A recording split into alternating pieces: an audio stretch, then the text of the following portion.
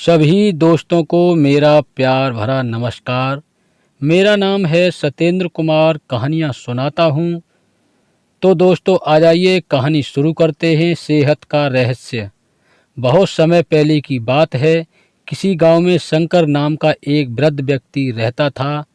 उसकी उम्र 80 साल से भी ऊपर थी, पर वो 40 साल के व्यक्ति से भी स्वस्थ लगता था। लोग बार बार उससे उसकी सेहत का रहस्य जानना चाहते, पर वो कभी कुछ नहीं बोलता था। एक दिन राजा को भी उसके बारे में पता चला और वो भी उसकी सेहत का रहस्य जानने के लिए उत्सुक हो गए। राजा ने अपने गुप्तचरों से शंकर पर नज़र रखने को कहा। गुप्तचर भेष बदलकर उस पर नज़र रखने लगे। अगले दिन उन्होंने देखा कि शंकर भोर में उठकर कहीं जा रहा है। वो भी उसके पीछे पीछे लग गए। शंकर तेजी से चलता चला जा रहा था। मीलों चलने के बाद वो एक पहाड़ी पर चढ़ने लगा और अचानक ही गुप्तचरों की नज़रों से गायब हो गया। गुप्तचर वहीं रुक उसका इंतजार करने लगे। कुछ देर बाद वो लौटा। उसने मुट्ठी में कुछ छोटे छोटे फल पकड़ रखे थे और उन्हें खाता हुआ चला जा रहा था।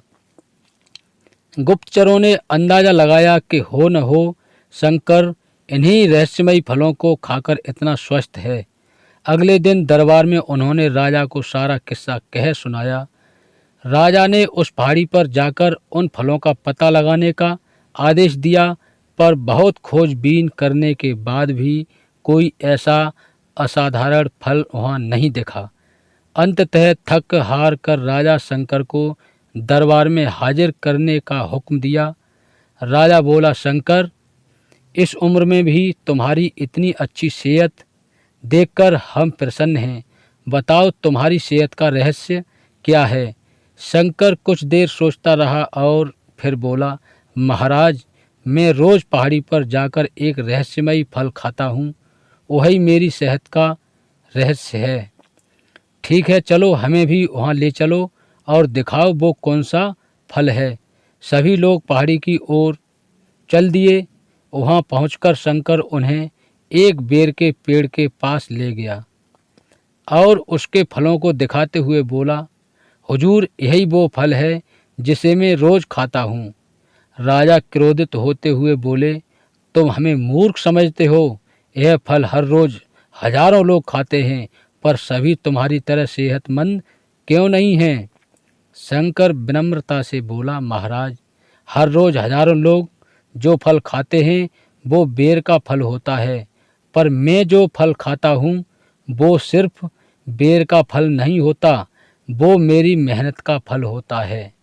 इसे खाने के लिए मैं रोज़ सुबह 10 मील पैदल चलता हूँ, जिससे मेरे शरीर की अच्छी वर्जिश हो जाती है और सुबह की स्वच्छ हवा मेरे लिए जड़ी बूटियों का काम करती है। बस यही मेरी सेहत का रहस्य है। राजा शंकर की बात समझ चुके थे। उन्होंने शंकर को स्वर्ण मुद्राएं देते हुए सम्मानित किया और अपनी प्रजा को भी शारीरिक श्रम करने की नसीहत दी। मित्रों, आज टेक्नोलॉजी ने हमारी ज़िंदगी बिल्कुल आसान बना दी है।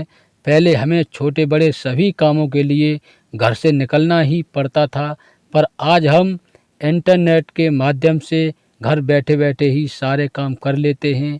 ऐसे में जो थोड़ा बहुत पैदल घूमने फिरने के मौके होते हैं वो भी ख़त्म होते जा रहे हैं और इसका असर हमारी सेहत पर भी साफ देखा जा सकता है।